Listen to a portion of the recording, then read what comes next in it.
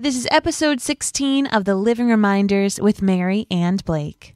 2% doesn't sound like much. But 2% of the entire planet, of every person on it, that's more than the world's 10 largest cities combined. It's 140 million people. And like that, they were gone.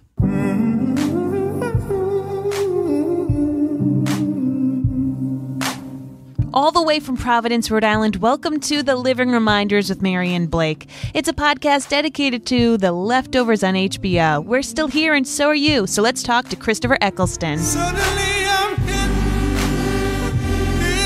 It's the darkness of the dawn, and your friends are gone, and your friends won't come. So show me where you fit. So show me where you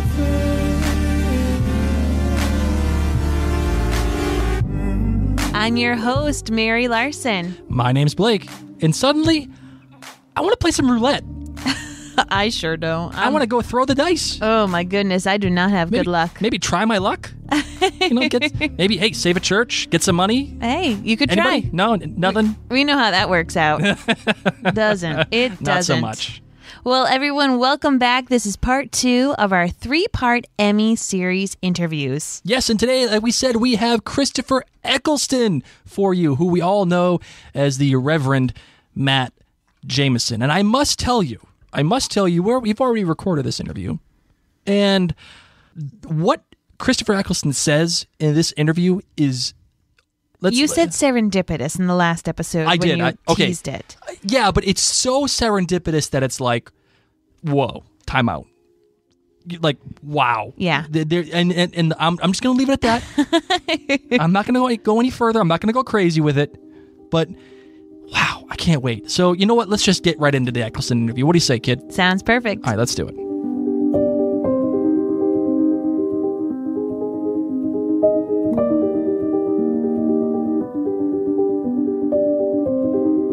Joining us now is Christopher Eccleston, an extremely accomplished actor who has starred in numerous film and television projects, such as Thor, The Dark World, The Others, G.I. Joe, The Rise of the Cobra. I always feel like I need to sing G.I. Joe.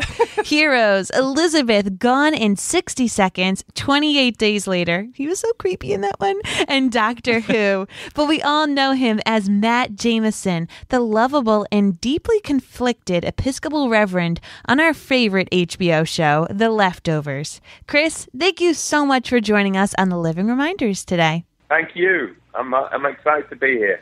My first question for you is, how did you hear about The Leftovers, and what was the casting process like? My great friend Julian Farino, who's a British director who's responsible for a number of HBO shows, Entourage, How to Make It in America. He's a real bookworm, and he handed the novel to me and said, I've heard that HBO are going to adapt this. Do you want to read it? And we're forever passing fiction to each other. So I read the book on my summer holiday, actually, and I loved the book. And for some reason, I genuinely connected with Matt Jamison, who, of course, in the book has probably appears for about a page. So when I was duly offered to self-tape for it, I told them that I wanted to be considered for Matt Jamison. I sent the tape in, and then I met Damon in London, who was there in London publicising Star Trek, and I've since learned that he was very intrigued that I picked out Matt Jamison because he has such a small role in the novel, but he and Tom had already decided that Matt Jamison was going to feature a little more heavily. But of course, what I understood is that if you have an Episcopalian preacher who is at the center of what is possibly a biblical rapture, and he has not been taken, you have a very potent, dramatic figure or character or device, if you like. So, after the meeting, they cast me as Matt Jamison. There was, as you said, about one page about this character in the book. So what kind of research did you have to do to fully grasp the role of being a reverend? We shot in New York, and I visited a couple of churches and simply sat at the back of services and observed. And also I did some reading about Episcopalian religion, about religion in America generally.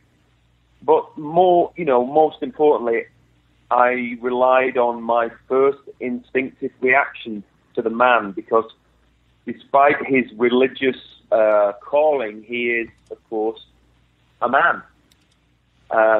So I relied on Tom's book and the imagination and material that was offered to me by principally Damon Lindelof and Jacqueline Hoyt, who I think has thus far been, along with Damon, the key writer for Matt. After you got offered the role, did you know a lot about Matt going into it, or did you just get drip fed the information about Matt? It was a very instinctive and trusting instinct on my part.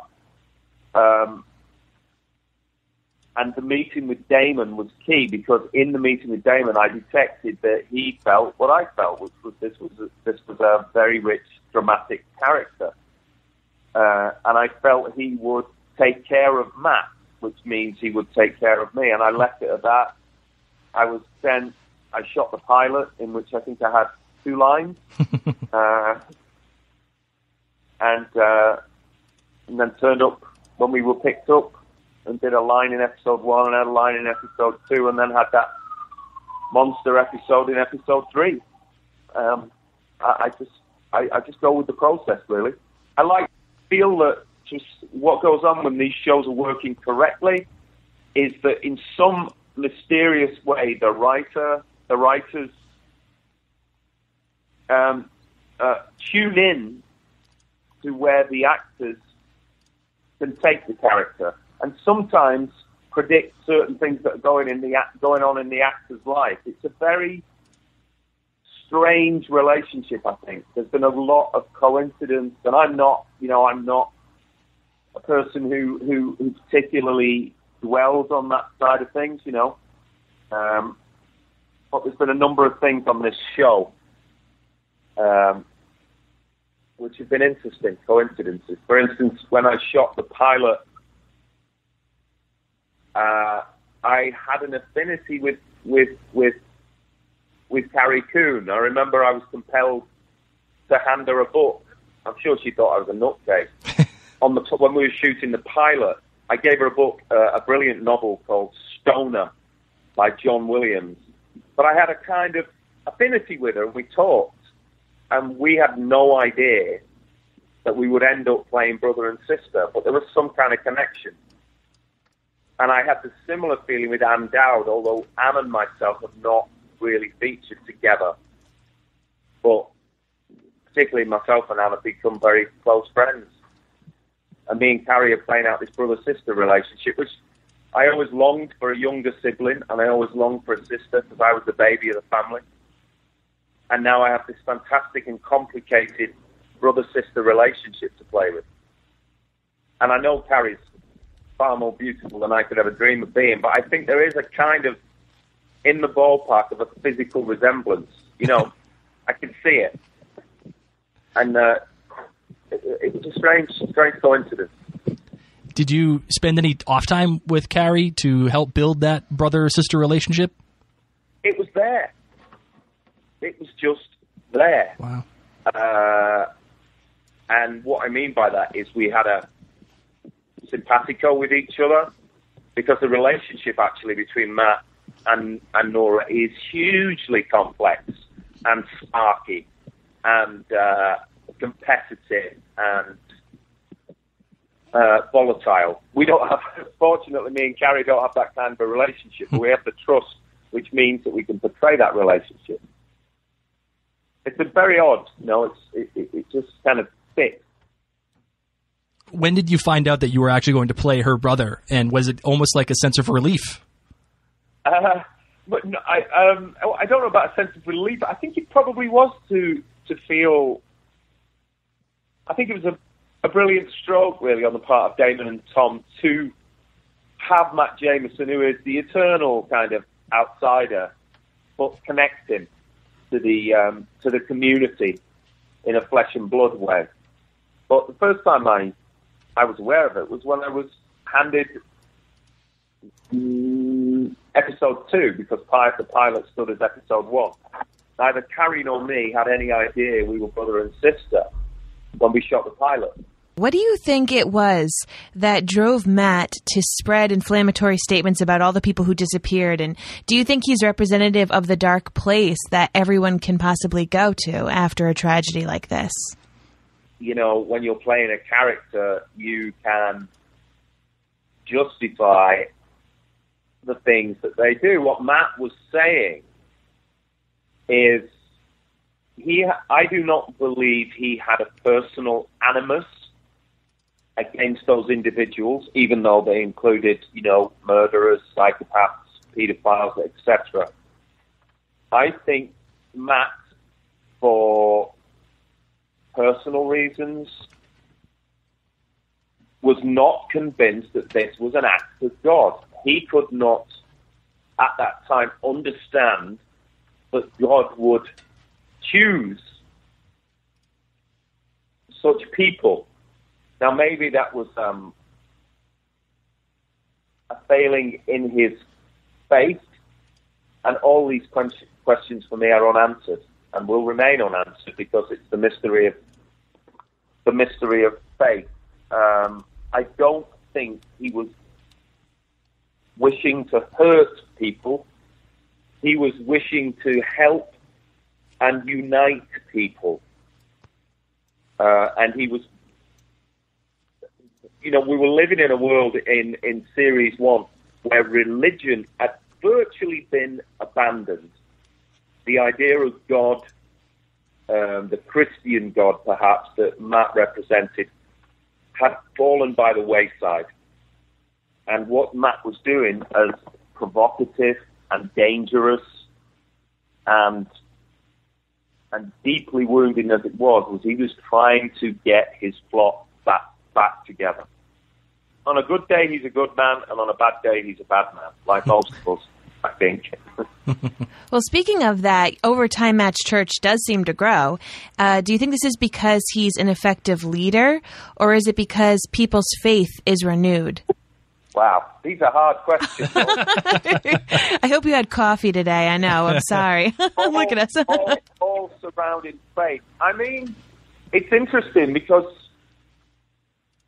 Matt, I think, demonstrates himself, as all church leaders are, is a pretty formidable politician, a wielder of power.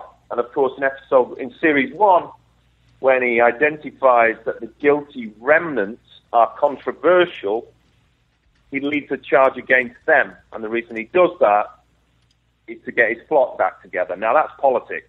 Mm-hmm. That is politics.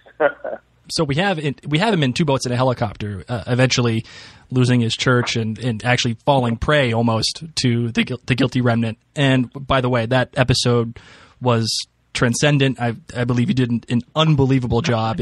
I think it set the Leftovers on the course of the greatness that it is. That was beautifully written. Oh, it was great. Damon Lindelof, yeah. So, but in this episode, we have this scene where Matt is driving to the casino, and the traffic light suddenly changes to red, and then it starts flashing red, and it seems so symbolic. You know, do you feel the same way about this? And if so, what's your take on it? Do I work? I listen, this is going out on a podcast. I always take notice of red lights, I promise you, America. I don't work, I don't exist the way Matt does, or was at that time. I think his openness to symbolism, to a sense of God speaking to him, came from 2 places. I think he was very close to a nervous breakdown because of the trauma of the rapture itself, of the implication that God did not want him, of the loss of his flock, and most of all, of course, the extraordinary grief at witnessing the accident and the subsequent condition of his beloved Mary. I think he was in a highly sensitized, highly traumatized place.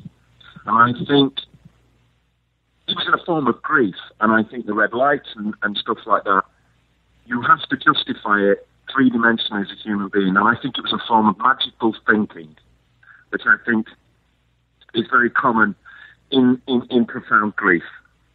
That's how I lived with it. That's how I worked with it. Does that make sense? It makes perfect sense, and that actually leads up to a follow-up question that I have, which would be: do you think he felt guilt about after the accident and then the state in which his wife was left? Yes. I think survivor guilt is a huge factor for a number of characters, for all of the leftovers. It defines them all in very different ways. I think as a society, I think survivor guilt is yes, I think it's a huge thing for Matt.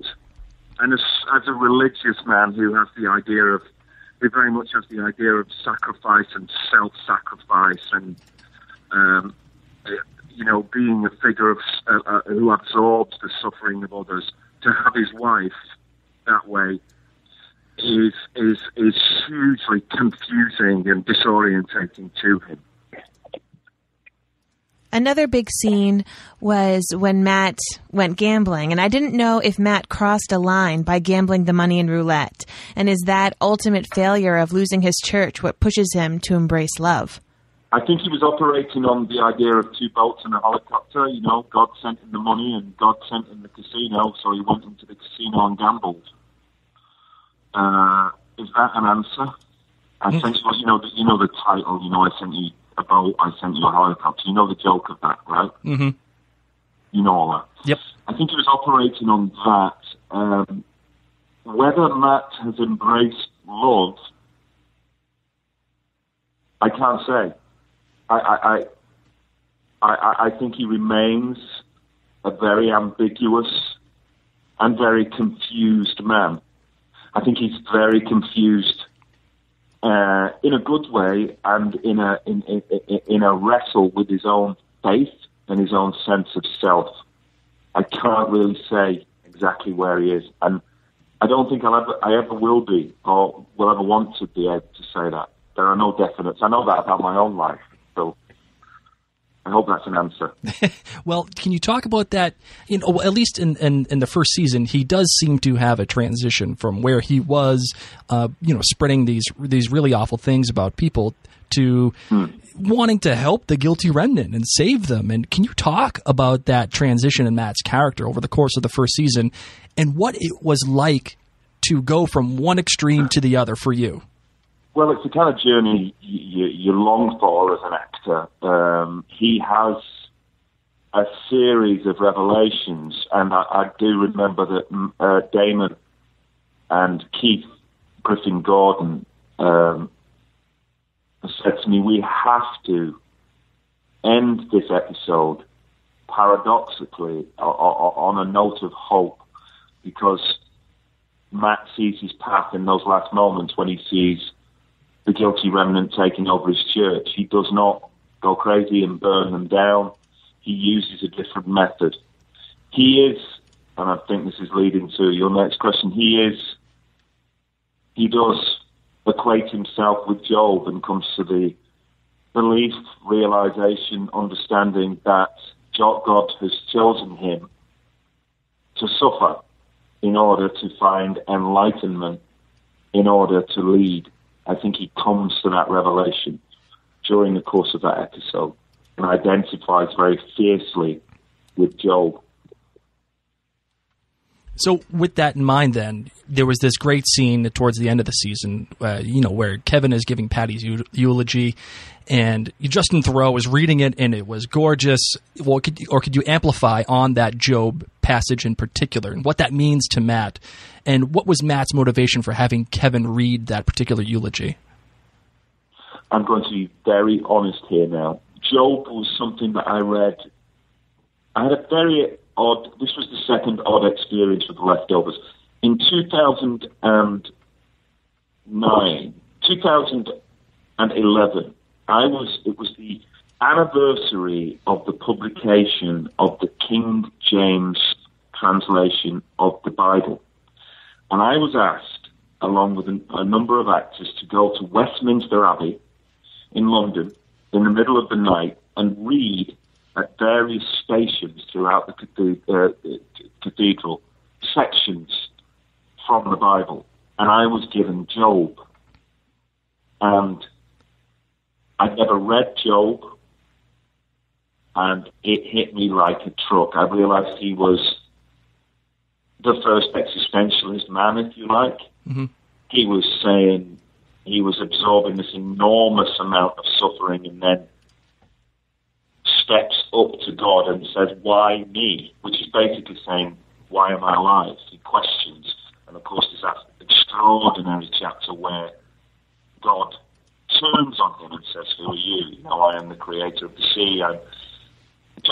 From an intellectual and from a dramatic point of view, it had a huge impact on me reading that. I read it in front of the ex-Archbishop of London, who on the completion of my reading just arched his eyebrow and twinkled at me, as though he'd realised that I'd, because I played Hamlet, and then you read Job and you think there's a connection here. And then 12 months later, I was in a tiny, tiny church in Cornwall, England, with my mother. We were the only two people in the church. It was 10 o'clock in the morning. We were walking around this medieval church. The Bible was open at the page in the pulpit. I just walked over for fun, and it was open at Job. Wow. And I read it out, and my mum said, oh, you read that before? I said, well, I've read it before. And then 12 months later, I'm playing a man who is completely identifying and completely obsessed with Job.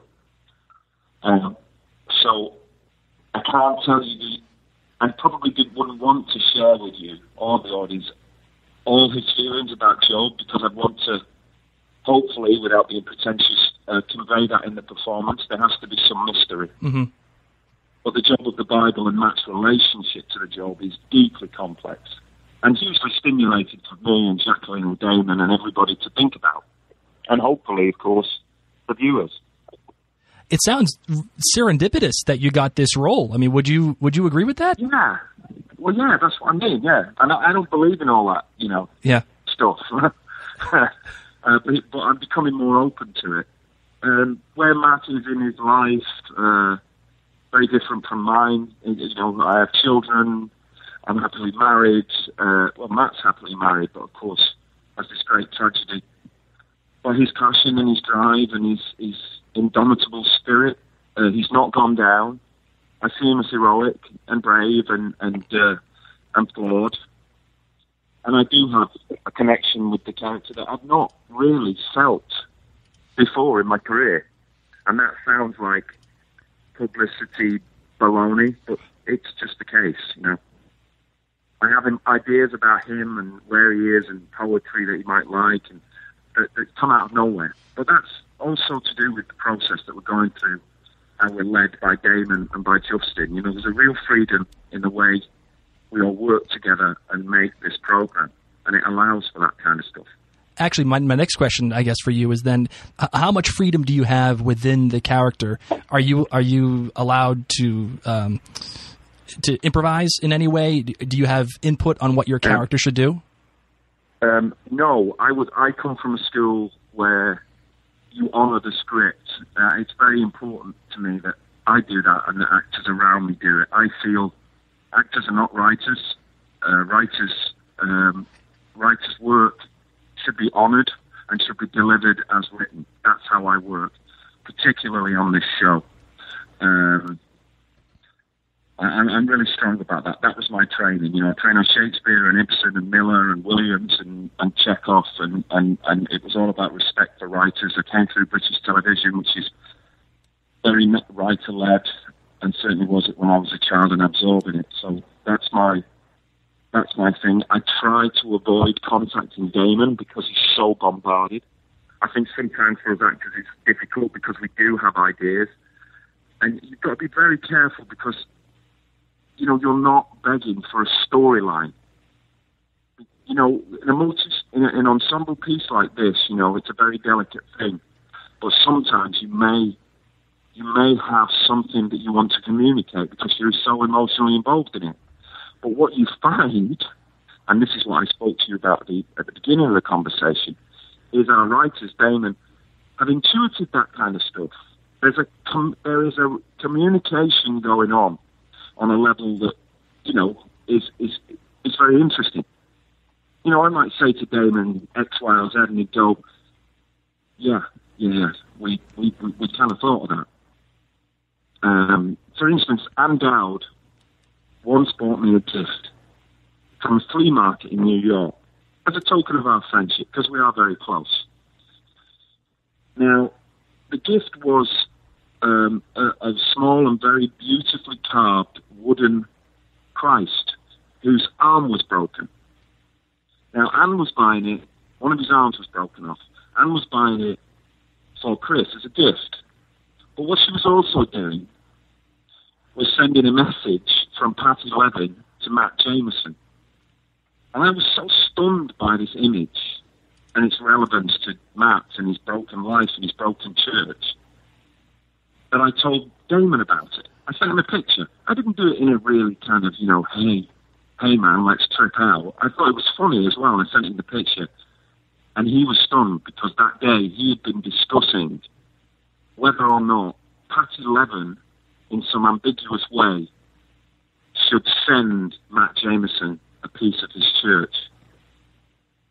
So, I know this sounds nuts, but that kind of thing. In the end, that wasn't written, but that's the kind of thing that goes on, has gone on. So, I'm not saying it's mystical. I just think it's people involved in a creative process, thinking very deeply about the characters, and sometimes, quite often, crossing over. I'm getting chills. Do I sound like an absolute maniac here? Because I'm not. I'm only drinking orange juice.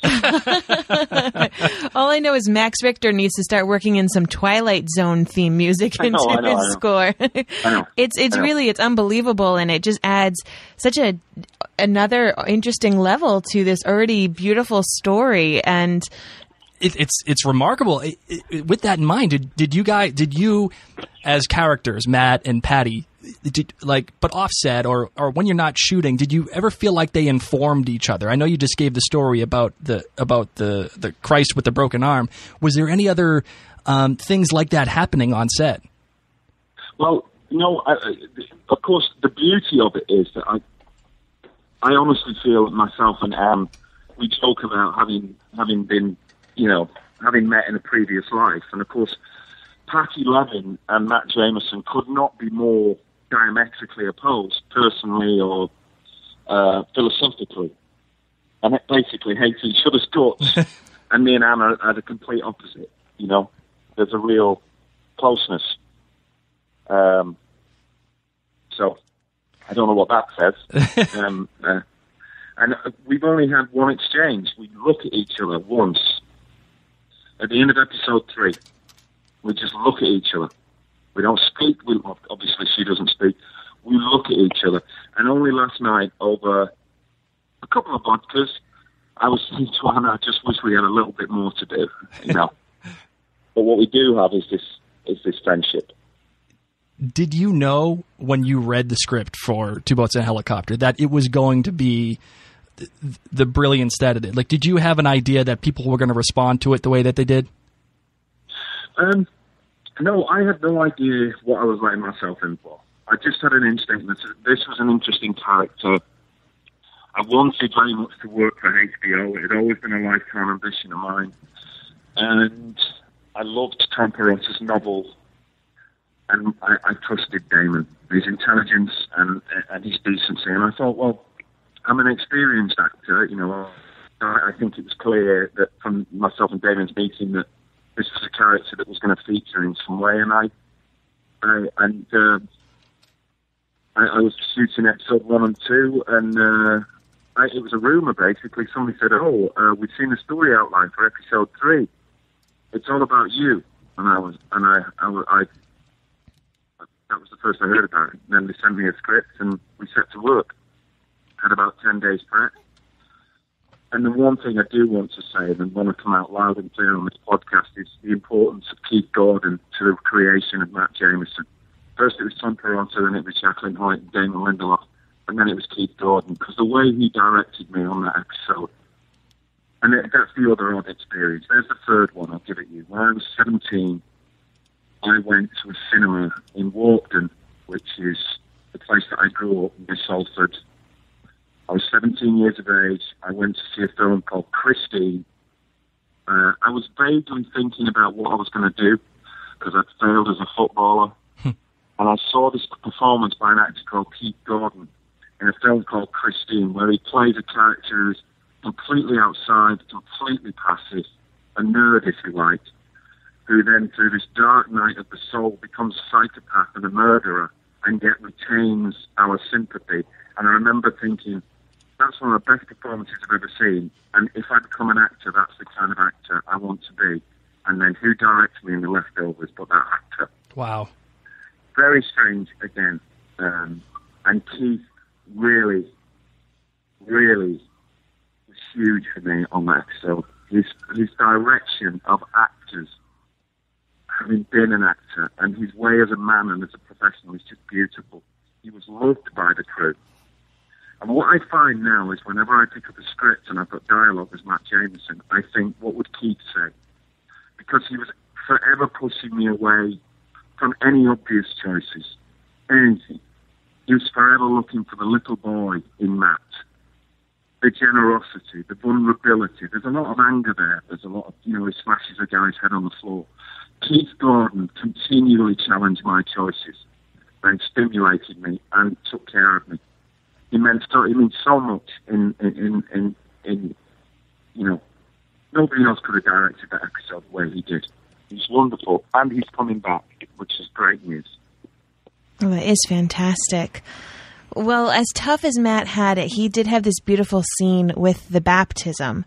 And I want to know what it was like to film that scene, and if it was as beautiful in real life as it was on the screen, because we were silent watching it.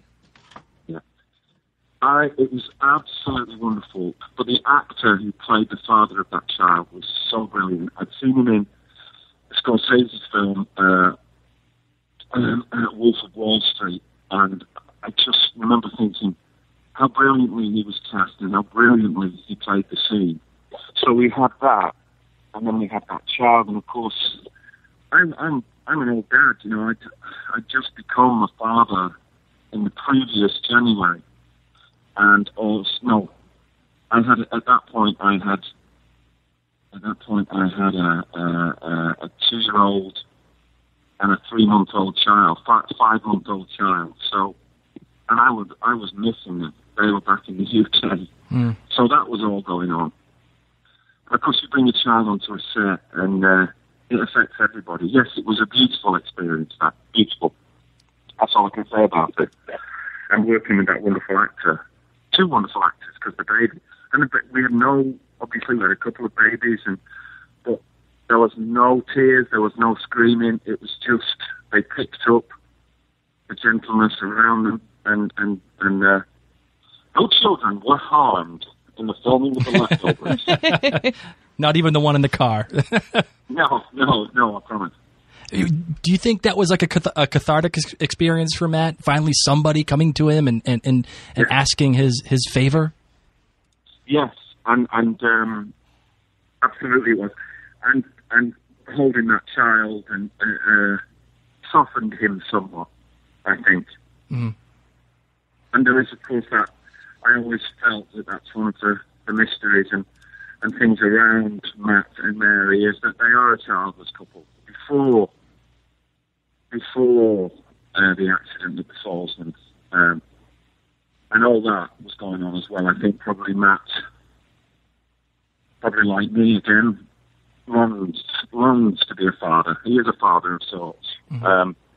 He's very paternal with his sister, and I think it's it wired into Matt in that way. He's very rich. All the scenes with Matt are rich. There's always a lot going on because Matt is very conscious in many ways because of his faith. He's forever analysing the things that happen to him and processing and looking at them. In a number of ways, he's enlightened. He's blind in some ways. We know that. I know that. But he's also enlightened and conscious. So things are always very rich for Matt in symbolism and meaning. What do you think is his biggest blind spot that you mentioned? I don't know what to say. It's very difficult for me to condemn and judge him, and mm-hmm. I think that's for the audience to decide. Mm-hmm. I just have to play it. I'm not being clever here. I just feel that you've got to keep some stuff back, so the audience will tell me where to go with him. That's what I believe. The writers will. Mm-hmm.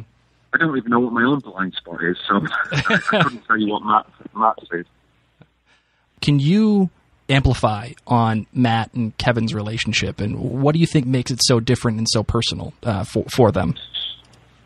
Yeah, well, there's a lot of mystery there that we're still waiting to find out, because obviously I had some connection, some friendship connection with his father, with Kevin's father, and what I invented for myself there, that as his father became unstable, that I, to a certain extent, assumed the paternal role in his life, which then elicited the sympathy which Kevin exhibits at the beginning of my episodes. Kevin's the only one who really looks out for Matt. He visits him in casualty. He says, "Why do you keep doing this?" There's a sympathy and an empathy in Matt's madness from Kevin. There's a connection. It's a human connection. I think Kevin recognises that Matt is struggling to understand this thing in the way that he is also. I think it's that. But I think there is going to be narrative stuff probably revealed about my connection to his father, which I simply don't know about at this time. I simply don't know. A little bit of a hypothetical question. If you were to go through the departure tragedy in real life, like let's say it happened today, would you choose faith the way that Matt did, or something like The Guilty Remnant? Or would you be like the rest of Mapleton and try to move on and whistle past the graveyard in a way? I would be like the rest of Mapleton. I hope and I aspire to be like the rest of Mapleton, but who knows? The trauma of that, my children, my wife, I was left, they disappeared. Who knows? I'd go mad, I would imagine. Mm-hmm. I would hope that I would be like the rest of Mapleton, the rest of humanity, but whether I'd end up in some extreme cult, it's impossible to say. Well, thank you so much, Chris, once again for taking the time to talk with us on the Living Reminders podcast. This was such a treat, and we really appreciate you taking the time to answer these questions. We had a blast coming up with them, and just such a great time listening to you answer them. Thank you very much. A very special thank you to Christopher Eccleston and HBO, and also friend of the show, Brian, for help with our questions. I know I teased it like heck, and I get it, but can you believe all the things that happened with him, like the Book of Job and the Christ cross with the broken arm, and the actor who was his director? I can't even handle it. I can't handle it. It's almost, like I said, it's almost creepy. Almost. I don't even know the right word. As I said, I don't know if creepy is the word I would use. Yeah. Just really interesting. And what it took for him to get into that role, and also having that relationship with Patti, and Dowd. Yes. But his character and Dowd's character together, like I said, giving him that cross. It's unbelievable to know that these actors take their roles so seriously that they're almost acting when they're not even acting. Oh, of course. That's exactly They're it. doing things within the story. And to know that a good friend of the show, Damon Lindelof, he gives them the freedom to do what they need to do, but also tells them exactly what he needs. It seems like a perfect synergistic relationship with all of the cast. Comes out that way for sure. I know, right? But again, for him to talk about all these things, and I like how we kind of stumped him on a couple of questions too. I thought that was kind of cool. But his role in what he did with Matt Jamison was so important to the show. As important as Aunt Dowd was to Patti, I think Matt Jamison was as equally as important. I would agree. And for me, of course, I haven't read the book. And to hear that he was such a minor character in the book. Yeah, only a page or two of actual text. Yes. And now we get to see him as such an integral character this past season. This was an absolute treat. So, well, just in case you guys wanted more from the Living Reminders, don't you worry. You're getting more. Coming up on part 3 of our Emmy series, we get to interview Carrie Coon, who we all know as the beautiful and wonderful Nora Durst. And I cannot wait to ask her about Guest, and I cannot wait to ask her about that, spoiler alert, scene when she finds her family and in the finale. Oh, I can't even watch it. It makes me cry. And then also that entire reading of hers, that monologue at the end of the finale. Mm-hmm. Oh my God. And just knowing that she was in Gone Girl, and she was unbelievable in Gone Girl, knowing that. And she's really come into her own as an actress. She really has. So it's going to be a real honor and pleasure to speak with her. Awesome. Well, I can't wait. What do you say? Can you want to close out the show? You bet. All right, let's do it.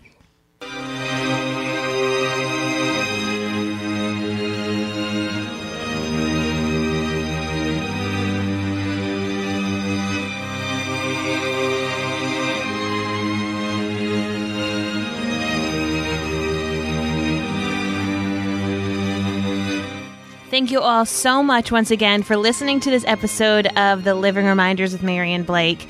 If you want to hear any of our other episodes or get to know us or get to find out how you can reach out to us, please visit our website. It's thelivingreminders.com. Now, we are on Twitter, Facebook, Instagram. All of our handles on those social media outlets are just... Platforms? Yeah. I'll take that platform. word, too. I like that, too. Platform sounds a little bit more serious. It does.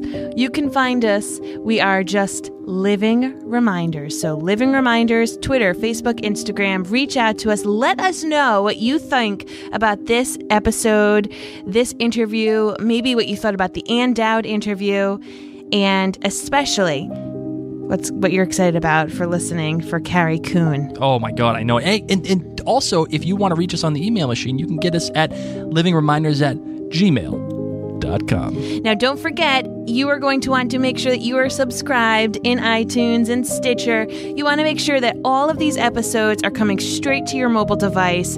And once the second season comes too, I mean, heck, we're going to be pumping it out. All of our recap and analysis is going to be right there, waiting for you, just you, ready to experience the greatness that Damon Lindelof has to offer us. So please, make sure you subscribe. Make sure you stay in contact because we would love to hear what you think. Hey, what do you think, by the way, of the new music? Do you like the new close-up music? I forgot to mention that last episode. I do. It's haunting. It's beautiful. It's Max Richter. I mean... You can't get much better than that. You can't. Listen to this. It's gorgeous. It's fantastic. Well, for now, I'm Mary. My name's Blake. And we're still here.